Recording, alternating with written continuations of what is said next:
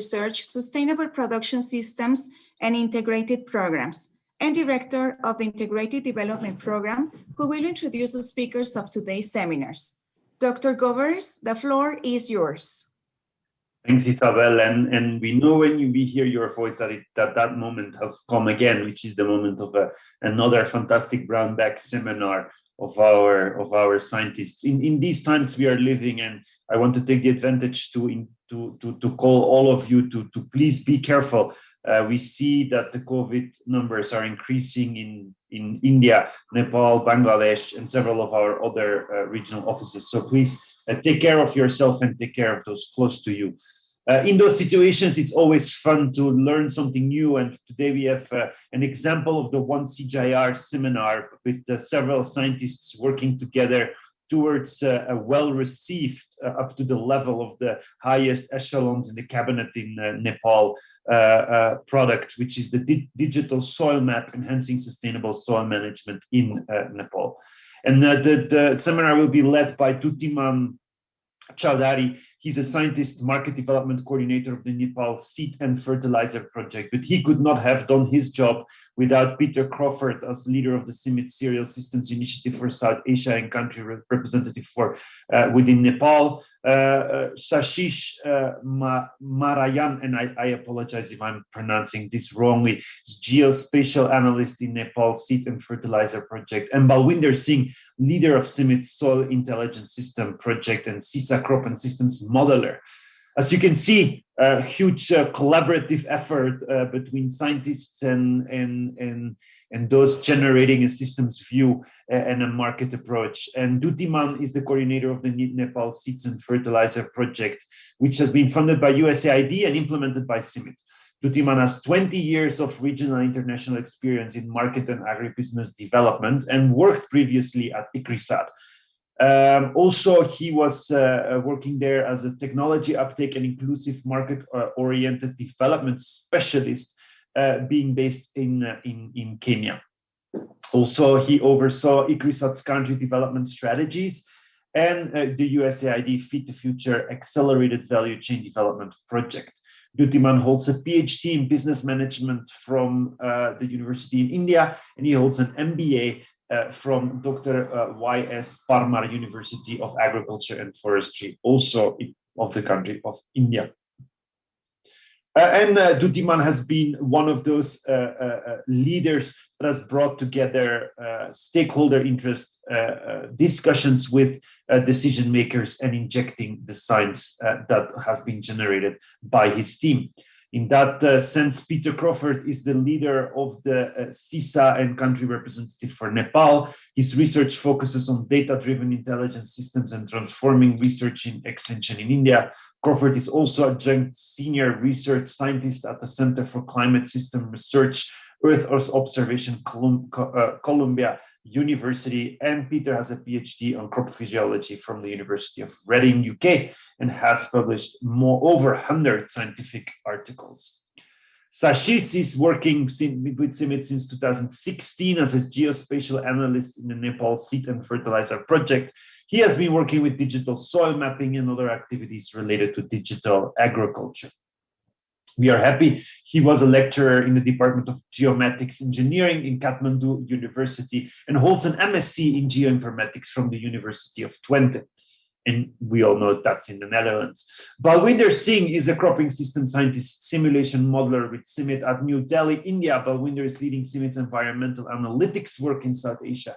He is the recipient of the John Allwright Fellowship for Australian Centre of International Agriculture Research in Australia and holds a PhD in agriculture. Balwinder currently conducts work on research projects, including the CISA and the Building Soil Intelligence Systems for India, funded by the Bill and Melinda Gates Foundation. And if we keep up this one CGIAR spirit, next time I will need half of the seminar's time to present everybody. So with no further ado, I pass on the word to Peter for an introduction. Over to you, Peter. All right, thank you very much, Bram, and good evening, good afternoon, and good morning to everybody. So Bram has introduced me. My name is Peter Craufurd from CIMMYT in Nepal. So I think we're all aware of the increasing availability of especially the availability of spatial data, and therefore the sort of promise of big data and advances in machine learning that really, I think, increasingly make us think that we can actually make useful predictions and therefore develop decision support tools for farmers at meaningful scales. What we can do today is, well, even in the last 5 years, the sort of resolution of decision support has increased hugely. So today we're really going to hear about work on the digital soil mapping from these two projects, the Nepal Seed and Fertilizer project in Nepal, clearly, led by Dyutiman with Shashish, and also a little bit from the soil intelligence system led by Balwinder in India. And both of these projects are really using state-of-the-art analytics to develop products around digital soil information and digital soil maps. And I also just, before I hand over to Shashish, I just want to acknowledge the huge amount of credit that Shashish deserves really for developing this digital soil map, and also for the web portal that he will show a little bit about today. And the order today will be Shashish that speaks first, then Balwinder Singh will talk about India, and then Dyutiman will just wrap up the presentation talking about the policy implications for the digital soil map. So with that, thank you very much, and I'll hand it over to Shashish.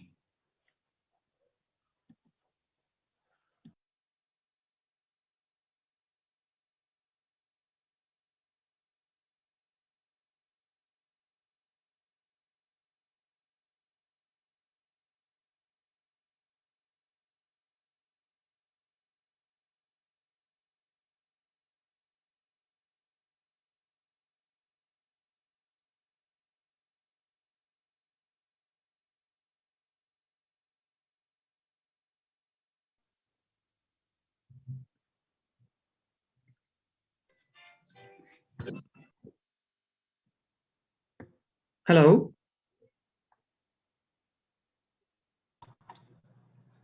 Yes, Shashish, please continue.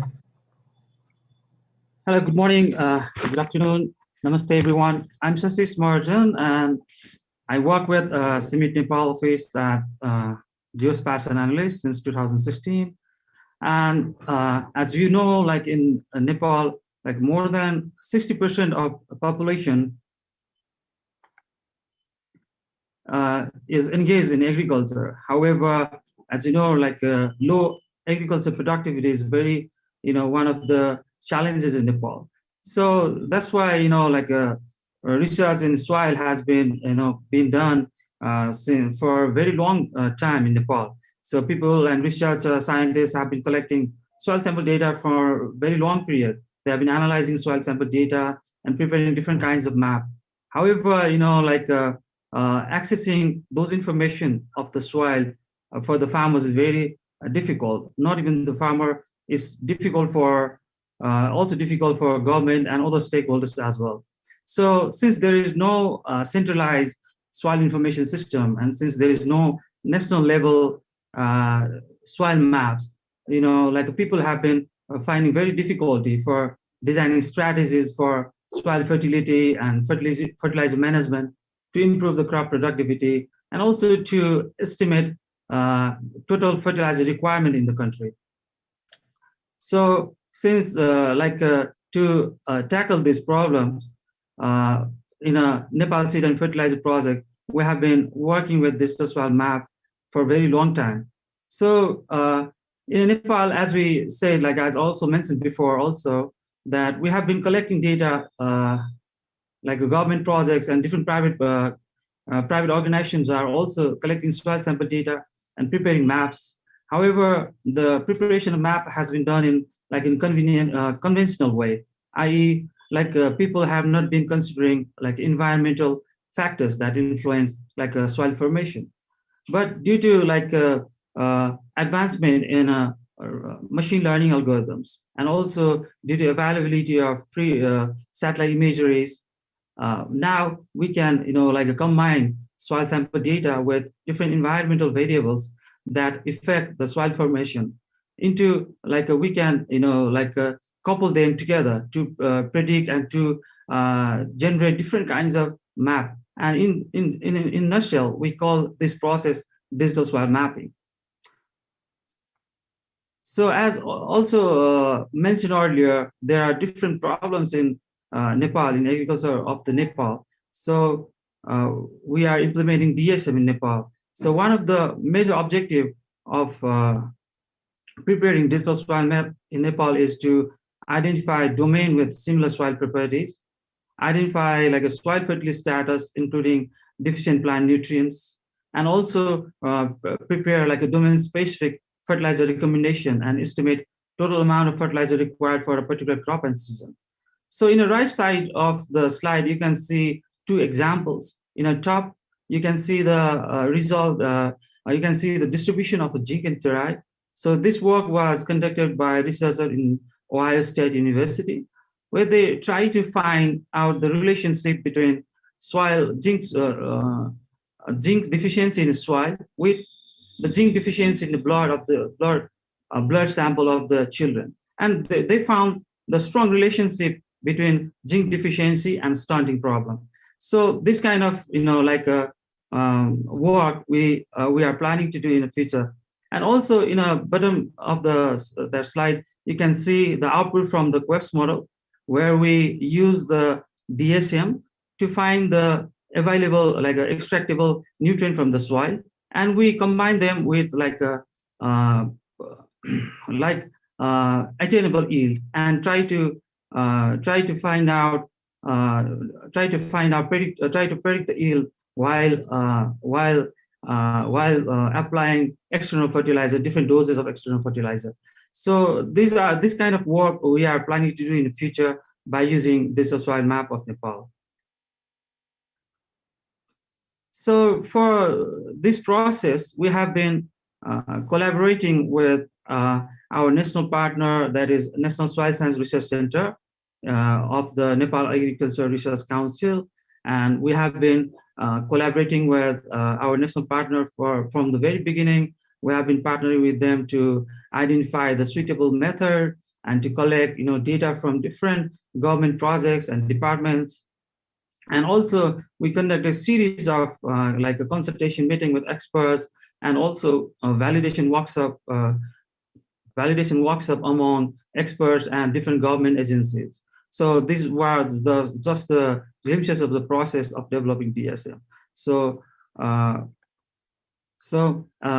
we collected different sample, about 23,000 samples from across the Nepal, from all of the region, from Himalaya region, from Mid-Hill region and Terai region. So it's about 23,000 samples from different government projects.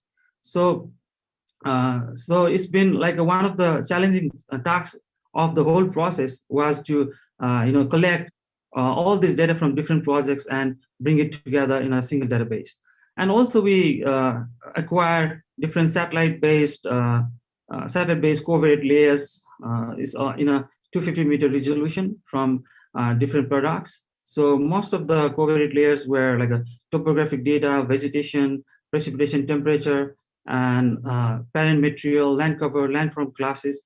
So all these, most of the data, we are also thankful to ISRIC for providing this kind of covariate layers for us.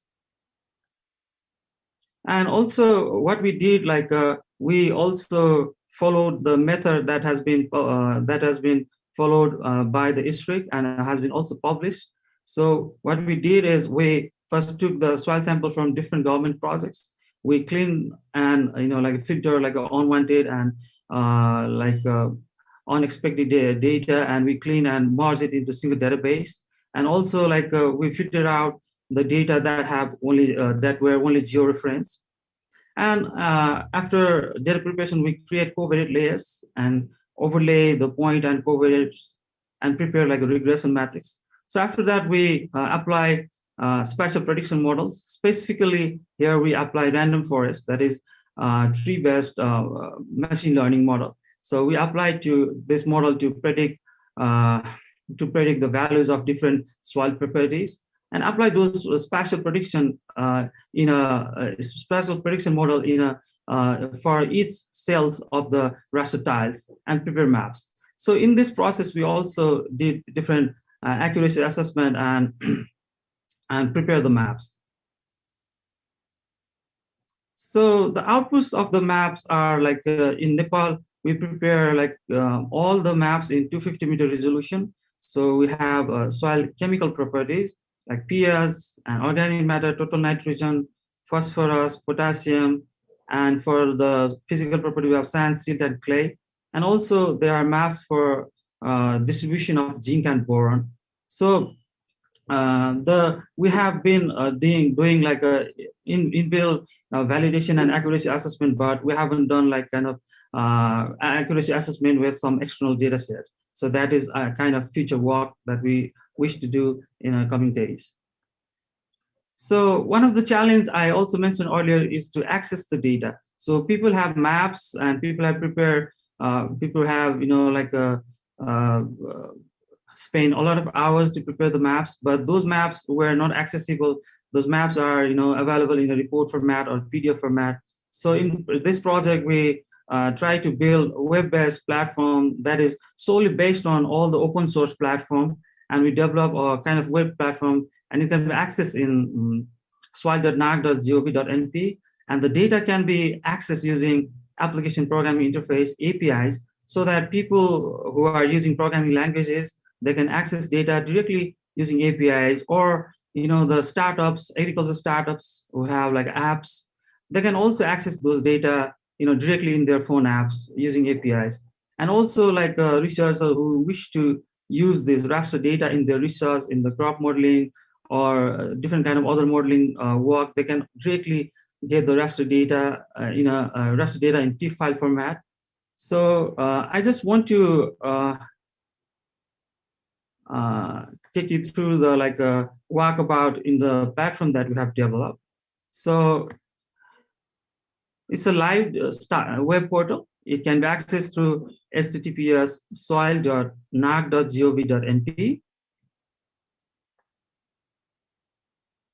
So if you go to the site, this is the home page or landing page, and you can go to the soil map section. And in the left side, there is a navigation button or layers. So you can check on and off different layers and see the distribution of different properties. Like here, we have soil pH, organic matter, total nitrogen, and so on.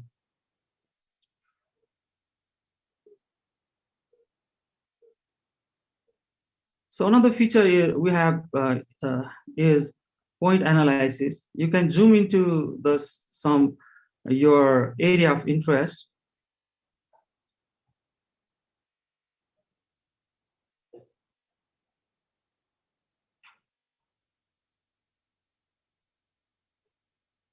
And click the point analysis tool. And you can just click into your area of interest, and you will get the properties of all chemical and physical properties. Value will be displayed. Similarly, you can also use Polygon Tool feature, so that you can go to your own field and create polygon over it, over the satellite imagery. And you can also get, by that process, you can also get mean median value of the soil of that particular land. And you can also download it in a CSV format for like a future uses.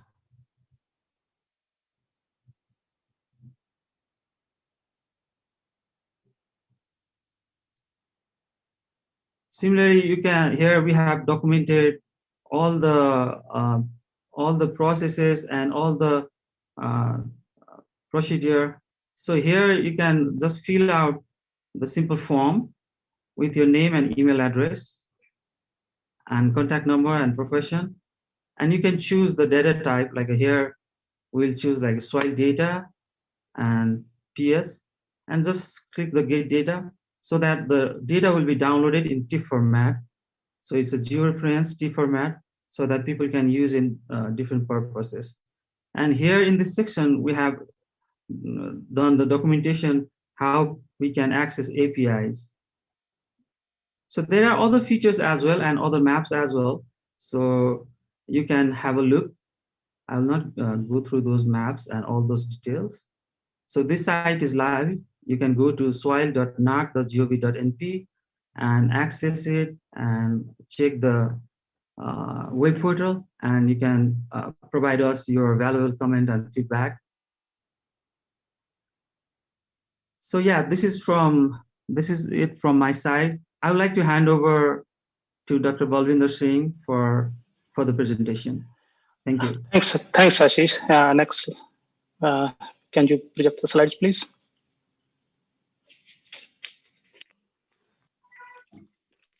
Thanks, Shashish. So, good day, everybody. So we have learned about a little bit more about the technical side of the digital soil map. So I will call it DSM framework. So what does this DSM framework offer? So we use like modern tools. So it offers some sort of a rapid and bit more reliable soil assessment method with more efficient method of predicting soil property at scale. So by using this, we are reducing the cost, labor, and time requirement to generate the soil information at scale. So as Shashish explained, so it's a well-structured geospatial database, which is like it's a continuous process. It's not a one-time process that you use the data and you generate the maps. But if new data comes in the future, so it will ingest the new data and will refine the models. So that's how the DSM framework work. So then how we can make use of this digital soil maps framework for the new science of driving precision and profitability, as Peter mentioned in the introduction, so that we can use all this data at scale, like soil information scales, for the different use cases of precision agronomy at scale, because we know that soil data at scale, it's needed for making different types of decision at different levels of the landscape, like a field scale or the farming scale, then the sub-regional, so at the state and the national scale. So we can use this type of well-structured geospatial data for making different decisions.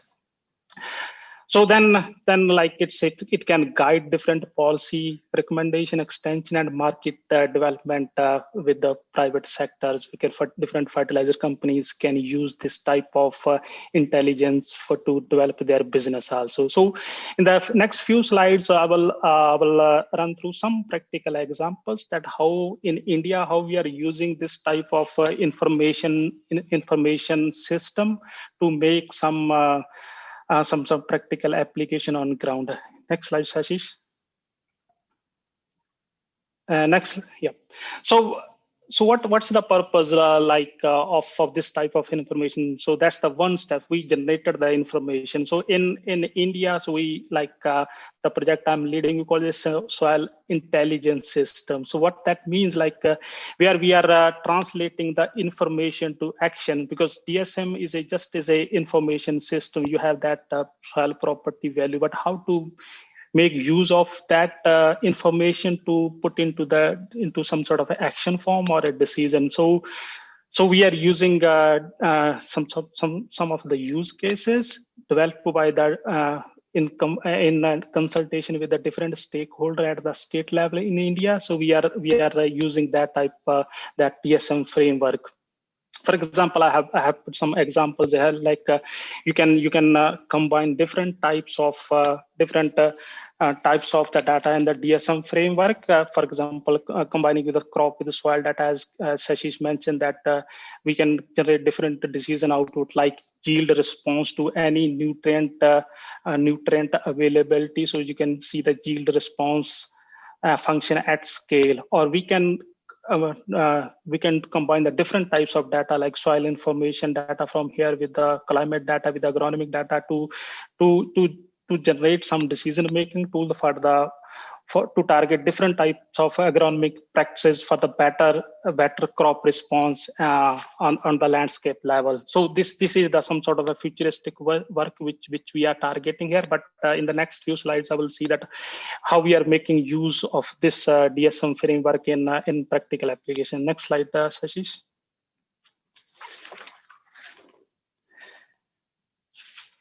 Okay. So one example, I will run through one example which we are working with one of the Indian state, Andhra Pradesh, for the better targeting of the micronutrient subsidy program in that state. So in that state, government has a scheme to make the whole state like a micronutrient deficient free. So they are giving zinc, boron, and other micronutrient like a free to all the farmers. So there is no deficient field in the state. So they are doing like this is a blanket recommendation. They're giving free to everybody. But when we had a discussion with them that we can make use of all these new tools like digital soil maps for the better placement of the zinc subsidy. So and we come up with this framework. So we know that from the soil science that we are managing the some sort of the zinc application for the crop response, and the crop response is limited by the pH of that soil also. So we combine like as a some sort of a simple way, combine these two data soil layers and then come up with the some sort of a management zones in that state, like where we have like a high response to the zinc, but with the moderate investment. Then another zone come out with a high response with the high investment. So that means we need more zinc application to get that high response. So we come up with all those some sort of different management zones which was used by the state government to better placement of their zinc fertilizer. So where they have like expecting high response with the moderate investment, they targeted the first. So in that way, they cut down their zinc subsidy like a total cost, but they get the more response from the ground. Next slide, Sashish. So then Sashish mentioned that it's in the DSM framework, it's not about generating the information like at the pixel level. So we know that we are extrapolating this point information to the spatial scale, but it's not about the prediction. So in the DSM framework, it comes up with the uncertainty about that prediction also, like how confident we are with the prediction. So that's the unique feature of this DSM framework also. So we are using that feature to generate some action mapping also, because that will help to better some sort of for the policy decision, like whether to go for different types of fertilizer for placement, or maybe for the better decision at the farm level also, whether to apply that particular nutrient or not. For example, in this action maps, we have like a binary choice, like whether to apply the nutrient, whether not apply. So it's based on some sort of a some probability, because I was talking about each prediction comes with the uncertainty, so that how much uncertainty you want in that decision.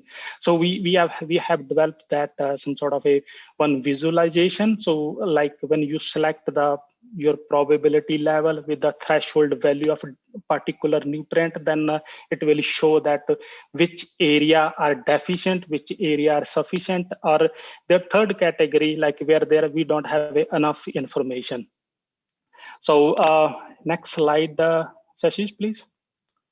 So for example, I was talking about this visual portal. It's a simple portal. So in this, like for example, this is also an example of a zinc micronutrient, where you select the zinc threshold value, like at what is the definition of sufficient deficient zinc. For example, in this we are using 0.9 ppm. Then you select the confidence level.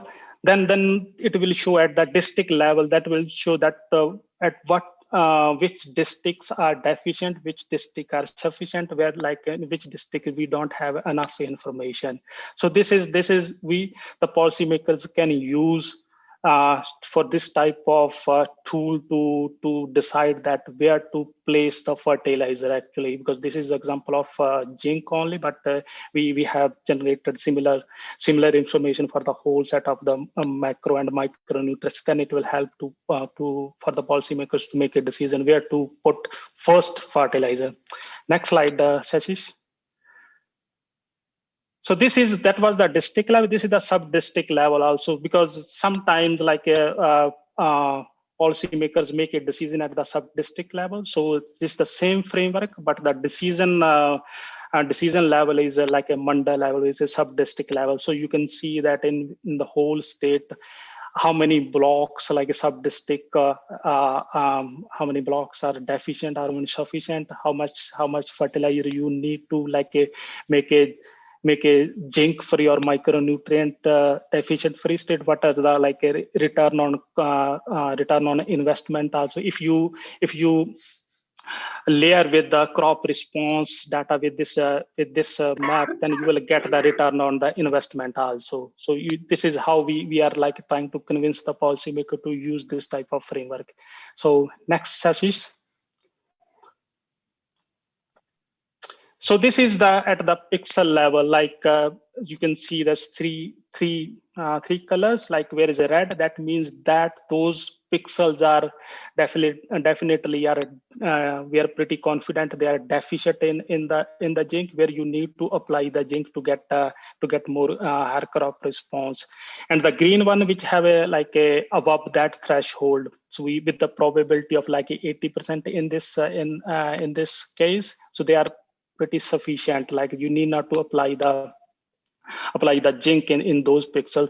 So yellow is like in that framework we predict that we don't know about it, like we need more information. So that means when you go for the soil sampling, so you have to collect more soil samples from there to get more confidence in the prediction in the next cycle. So what I mean to say that in the digital soil maps framework, it's not about generating the maps, but it's more about how do you strategically you plan for the future soil samples also. In the digital soil maps, where you have in those areas where you have a low confidence in the predictions, in the next soil sampling you have to sample from there, so that you can bring back those analysis into the digital soil framework, and you can generate the soil maps with the higher confidence. Next slide, Shashish. Yeah, so I will hand over to Dyutiman. Before, I would just want to say that these are the few practical examples where we have used the digital soil map framework for the practical decision at the ground. But there are other use cases which we are working on. For example, in India, this is soil health card scheme. Like they are generating the millions of soil health card. So that means the soil information for each field. So we are complementing that scheme with the digital soil maps framework also. So you need not to sample every field. If you use the digital soil map framework, you can complement with your ongoing scheme also. So then, as Shashish mentioned, that we are trying to use this framework for the field level nutrient recommendation also, by combining with the crop management and other information layers. We are trying to come up with more dynamic nutrient recommendations also. So then irrigation scheduling methodology also. Then we have did some preliminary work on the geonutrition also, like a placement of these biofortified varieties, that how better place those varieties, like using the background soil information.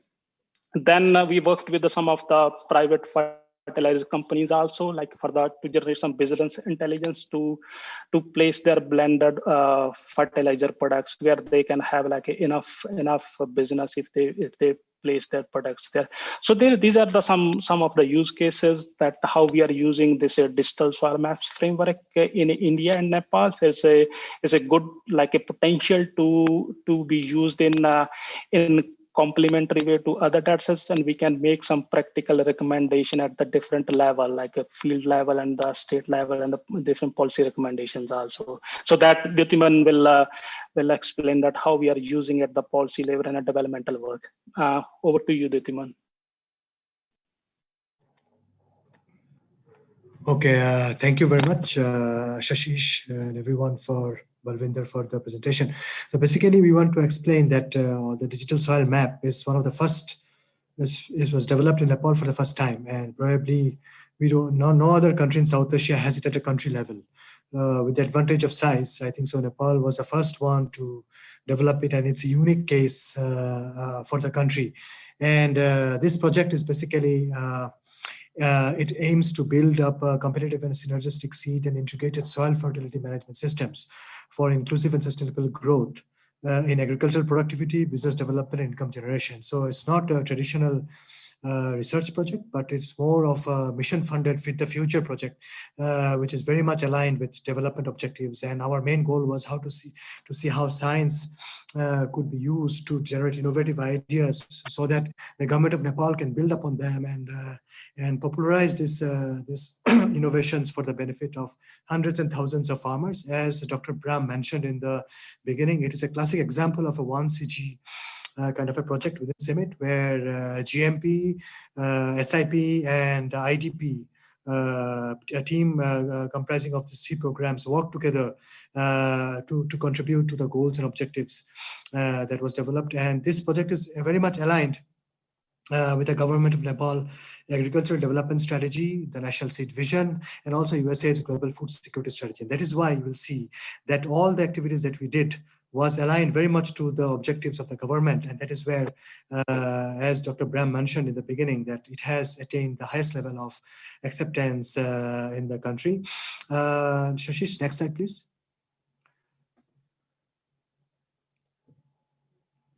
So the digital soil map was initiated by CIMMYT, but it was done together with the National Soil Science Research Program of the Nepal Agriculture Research Council. And they are the ones, after the technical committee, when they reviewed and approved it, it was basically the Ministry of Agriculture and Livestock Development reviewed it. After their review, it really it was the Agriculture Minister's office which reviewed it, and then the Prime Minister. So it was not the very straightforward, but it had to pass a lot of scrutiny, a lot of questions, and that's when the Prime Minister of Nepal agreed to launch it, and he also listed it in one of the top achievements of his government in the last 2.5 years. And also the question was from the donors from the beginning. Good, you are developing a soil map. They are based in Nepal. They're working with us on a regular basis. Say, so what? I mean, what can you do? I mean, why is the soil map? I mean, what happens to it after the project? So from the beginning, we had to have a very, very strong partnership-based focus, and we had to bring in the right players. We had to set up the right mechanisms to our team of policy specialists, economists, business people, private sector. We all came. It was not a game of a researcher sitting and doing, but it was really a team effort. And that is where science-led initiative got acceptance, and it could contribute to the longer-term vision. The government of Nepal really wants to set up a national soil information system for Nepal, and the launch of the DSM is just the beginning. It is just the beginning. It's initiation of how this investment from the USAID and the CIMMYT has really helped to put it into that development paradigm. And now the government is already allocating resources from the NARC system, from the Ministry of Agriculture and the Land Development System. They're allocating budgets for conducting additional soil sampling, and we are helping them with the protocol and also the periodic update and validation. This is where the government is now has taken full ownership, and our role is to basically to see that how we can help them to develop their capacity, to help them to come up with the right approach, to bring in the right expertise and work together to develop this. One of the immediate deliverables will be the Nepal has very old fertilizer recommendation recommendations, almost 70 years old. And our project is entrusted to develop these new recommendations. And the digital soil map is one of the approaches where we are using it to come up with domain-specific recommendations. It is, again, in the next 2 to 3 months, this new set of recommendations will be released by the Nepal Agriculture Research Council, which will be then taken to the extension mode by the ministry and other private sectors. So our role also is to develop the capacities of the various stakeholders to better use of the map and also to take it forward.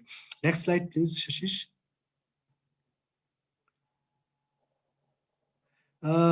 Another specific role that the map is playing is helping in the Nepal come up with an approach for balanced soil fertility management. The government of Nepal is really keen to understand how blended fertilizers could be commercialized in their country. For this, the team from IDP is already doing some policy analysis in terms of pricing, costing, and what is the best feasible way of launching the blended fertilizers. And digital soil map is one element which will help us to identify the domain and the crop-specific blends that the government has already kind of registered. How can we help them to implement those? And then again, the project is coming up with a technical and economic assessment of the fertilizer blending in Nepal. There's a roadmap we have prepared together with IFDC, and the government is really trying to implement this with our support. Another critical element is that in Nepal is the shortage of fertilizers.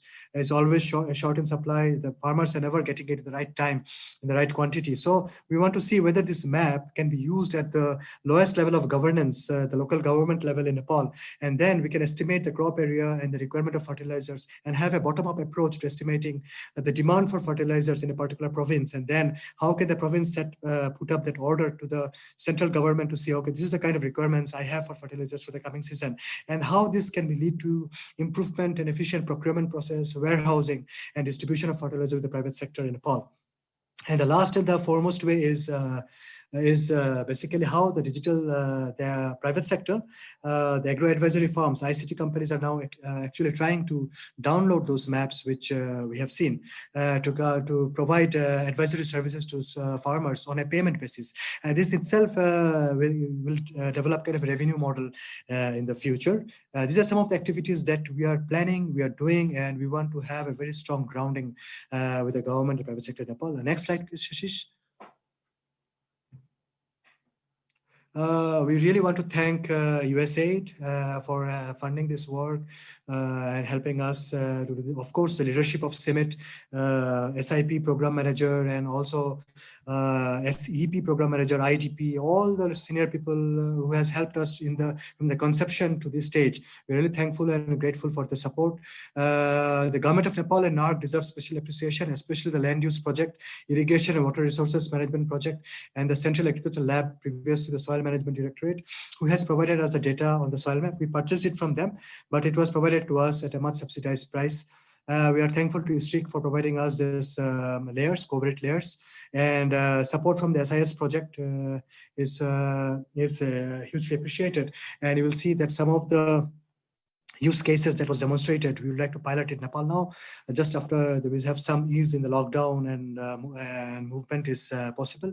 The work of IFDC in this process is also hugely appreciated. There's a team member with us working here, and he has really worked hard to also work with the government to promote this, and also in the subsequent phase he will be working with us, and all the stuff working with IDP and the SIP program, working the NSAF project. We're really thankful for them for doing all the trials, for all the demos and other things they have done throughout the country, which helped us to showcase our work together with our partners. So thank you very much and for your attention.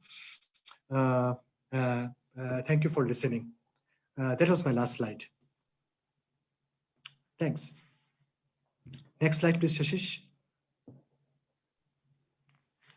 Thank you very much. So now we can open the question session, the question and answer session.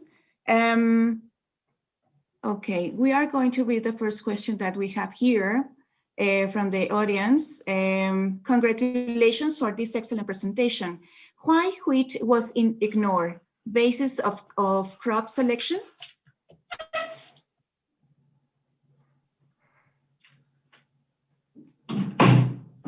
Oh, sorry, Dyutiman, can you hear me? Yes, I could hear you. Maybe I can answer this question. Then later on, my colleagues will jump in. I think wheat is not one of the FTF crops in Nepal, the Feed the Future crops. It was not prioritized in the country when the project was negotiated with the government of Nepal. Nevertheless, the project has included wheat in our fertilizer recommendations. We are working on wheat because it is a crop which is of immense importance to this country in the food and in the land use system. And if you don't have fertilizer recommendations for that product, for that crop, it will not be fruitful. So informally, we are doing it. We have a lot of data. And for the fertilizer recommendations, definitely, we'll also prepare one for wheat. Yes, thanks. Thank you very much. We have another question here. What is the range of predictive accuracy while using RF model in generating different DSM? How would a smallholder resource poor farmer benefit from this DSM? How will this DSM assist the current fertilizer shortage problem in Nepal? Maybe the first part, Shashish, you should answer. Yeah, thank you for the question. Like we also did accuracy assessment for all the layers that have been generated. So in optimum range, like we also get like above 60 and 80% of the accuracy, like for R square, and also few properties like phosphorus and potassium, we have very less accuracy, like only greater than 40% only. So it depends upon the properties, different soil properties, and the covariance layers we have been using. So it ranges from like the 40 to up to 80% of the results are there in for our accuracy assessment results. So maybe for other answer, I would like to request Dyutiman sir or Balwinder sir. Peter, you want to say anything? Yeah, I just want to go slightly differently. I think there's always an assumption that every solution has to be at the level of an individual farmer's field, and that's just simply wrong. That actually we need to stop really always starting from that point and trying to work out, you know, what are the solutions or the scales at which we can reach a solution. And fertilizer, you know, the priority is actually starting at a higher level than that, related to the right type, distribution, etc. And we have to think differently, I think, about recommendations down to individual field levels. Thank you. Thank you very much. We will go with the next one. Excellent work, very interesting. When will locally defined fertilizer recommendations be rolled out? It may be interesting to do a randomized evaluation of that. Are there any insights about how often the soil map will need updating, or on which the soil's properties may be the most volatile over time? Peter, would you like to start? Or maybe I can address then second okay. Some sort of a part of the question that how often we need the soil need to update the soil maps. So two ways to answer that question, Jordan. I think as soon as we get the new data, so definitely we need to use that data to update the maps. But on other some sort of point that how often we need to go for the soil samplings, that's the one of the research question we are, like I will say, struggling in the CIS in India, because that's what we want to some sort of a convey to the policymaker, how often you want to go for the soil samples. Currently they are doing this after 2 years, but still we think that we in some of the nutrients we make and go long, or are the macronutrients, for example NPK, where we have a short range variability, so we need to do some sort of a lot more sampling, frequent sampling. But other soil parameters or micronutrients and other soil physical parameter, we can wait for a few years. So to answer your exact question, so we are working on that. I think we have done some sort of a work on the protocol that for the different types of nutrients, how often you need to go for the soil sampling, but you need some sort of a panel data to prove your point. But unfortunately, in South Asia, we don't have that panel data that how often these soil properties are changing, and in relation to the different crop management practices. We don't have data, so we are trying to generate that panel data in terms of soil properties. When we have that, I think we will be able to answer your question. Even that's very important question from the policy point of view, like how often you need to go for that big soil sampling campaign, like nationwide, to generate this information at scale. Thank you very much. Maybe Isabel, sorry. one question. First part of this question, maybe Dyutiman or Shashish can answer that. When these locally defined fertilizer recommendation will be rolled out? Yes, thanks. We are hoping that in the next 2 to 3 months, the first set of recommendations for rice and maize will be out, and then we'll come out with that of wheat. And we are also using a new approach, Crafts model, which was initiated with the NARC system to do this work. And in terms of the evaluation of that, we have to see when the farmers start applying that. Once it goes to the extension, maybe it will take next season to do for that. But we would welcome to do such an evaluation and see what kind of results come out and what are the farmers' perspectives. Definitely. Peter, you want to add something, or is it okay? No, that's fine. Thank All you. right. Thanks. So, okay, thank you. So ML Jad asked for, he wants to open his microphone. Is that okay? ML Jade? Yeah, thanks, Isabel. I think I put my question on the chat as well. I just wanted, I mean, this is all great work, I think very futuristic. And I've been following, closely with colleagues. But Dyutiman, you mentioned about the customized fertilizers in Nepal. So on that front, what policy, infrastructure, and investments that would be needed for impact at a scale, and what additional we, and specific work we need to do and contributes on that front. That's just what I wanted to know. Yes, thank you very much for your question. This is something very pertinent, and this is what we are actually discussing now with the government. As you all know, that Nepal is heavily dependent on urea, like some other countries in South Asia. And we tried to orient the government and the stakeholders to move towards a more balanced soil fertility management approach. And basically, the government is convinced. We have done 1 season trials comparing straights with blends, and we have found significant yield increments between the two. But unfortunately, last year, we could not get the blends from India because of the lockdown. We are trying this year again. So we are trying to generate evidence in the field in terms of yield potential. And the second part is the resources with the government is always minimum.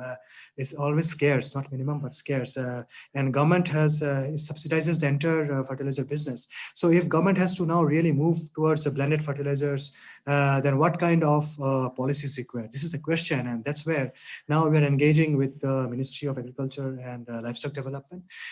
Together, we have developed the terms of references and generating the questions and what should be the pricing? What should be the subsidy mechanism? If you would prepare the blend in the country, would it be subsidized, or the private sector can import the straights and blend it and then get a subsidy? So these are the questions which are still yet to be answered. And we are trying to generate evidence so that the government can take a decision. In terms of infrastructure, in 2019, the government has allocated $2.5 million budget to set up a fertilizer blending unit in Nepal, and this was a result of our lobbying, of our work. And they said, okay, if this is the case, we can start the process. But because of the lockdown, it costs around. We have done the economics, and it costs around, say, the fertilizer unit would cost around $1 million, and then we have other machinery and other things which has to be imported. We have prepared a roadmap for that, but the government is now waiting for the policy directives also to see what kind of infrastructure and the strategic locations where it will be needed, and the investments also. The government will definitely be keen to put in more money. At least the minister had informed earlier that one blending unit in one province is a possibility. But the most important part is your next part of the question is what additional and specific work we need. Actually, the blends that has been registered in Nepal, these are not tested. So we have to know exactly which are the domains, which are the crops, and which are the blends which work the best, so that blending units can start producing those kind of products in this particular segments. And this can be really very, very focused to the demands of the farmers. So these are the trials and additional work that we think we have to do in the future and kind of improve the blending process, and then see actually whether the blended products are good in quality, whether it is comparable to the imported ones. So these are some of the things that will need more detailed investigation in the near future. Thank you. Just to a suggestion, since we will have the maps and those maps with different nutrient and all those status, and also layering those with the cropping systems. So is there a possibility we put those maps layered with the cropping systems and then suggest government what kind of customized fertilizers can go in different areas, so that government can think of creating those units specified for different cropping systems, because we cannot have the generalized one, but I think geographically differentiated, or at a cluster level or village level. I think those maps and can be helpful in for government to decide and put their investments. Thank you very much for these comments. Thank you very much. Maybe I can just add to Dr. Amal. But yes, exactly, Dr. Amal. So that's the purpose of this DSM work actually, because we can come up with some sort of a management zones where for the particular specific blended fertilizers, if there is enough big like that zone which is suitable for the blended fertilizer, like a company to put some product there. So there is a different dimension. So from where we have started, like in India, to come up with those management zones where there's one blended fertilizer will work, then going to the fertilizer company and the state governments, like if they want to go for more balanced fertilizer, so they need to go for this type of a blended fertilizers. So that's the starting point. But thanks for your point. Exactly, is well taken. Yes, also we have Dr. Peter Craufurd yes, please go ahead. Yeah, just a comment on this. So in the end, once you start talking about blends and different types of fertilizer, the decisions largely come down to logistics. So you just think about the fertilizer and how many you need. In the end, it will all come down to logistics and the sort of rate of return and the cost of delivering fertilizer, not our decisions. Thank you. Okay, thank you very much. We have another comment by Victor Comerel. Impressive work.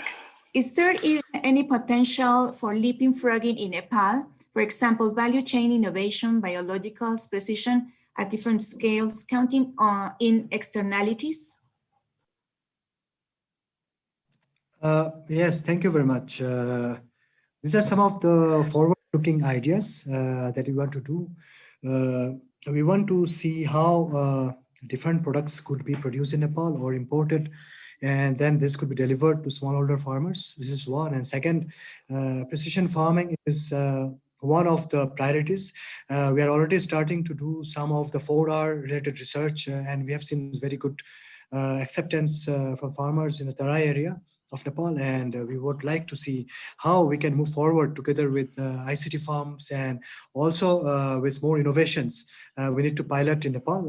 So far, we have not done much, but this is a really forward-looking idea, and thank you very much for the suggestion. Thank you very much. I think we are almost finishing. So we have a final, there are two more questions that maybe we can I can send them to you, and then you can contact the person that is commenting on that. Is that okay? I would like to ask you, Peter Craufurd, to give a final message, or any Dyutiman, if you would like to give any final words. Well, let me just start. So This is exciting and cutting edge research. And while there are many questions and perhaps many uncertainties, also we have to look at the counterfactual, the present situation. And the present situation is that most countries use outdated and very often just have a single recommendation, and that recommendation is also linked in some way to this concept of optimum or maximum yield, which of course is not actually how farmers generally work. So yes, there are many questions, but still there's a huge opportunity, even if we take only small steps to improve and move on to a better position than where we are today. So yeah, a very exciting area, and thanks to my colleagues for all their good work. Thank you very much. I would like to appreciate this beautiful presentation of the speakers of the seminar of today, Digital Soil Map, Enhancing Sustainable Soil Management in Nepal, presented by our leaders and scientists of the Fertilizer Project and our country representative for Craufurd, and Dr.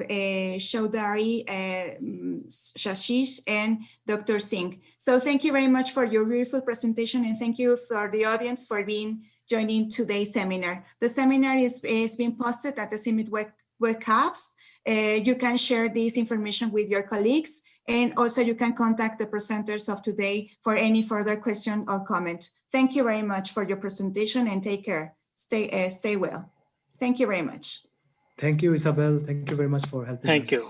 Thanks, Isabel. Thanks, everybody. Congratulations. Excellent seminar. Thank you.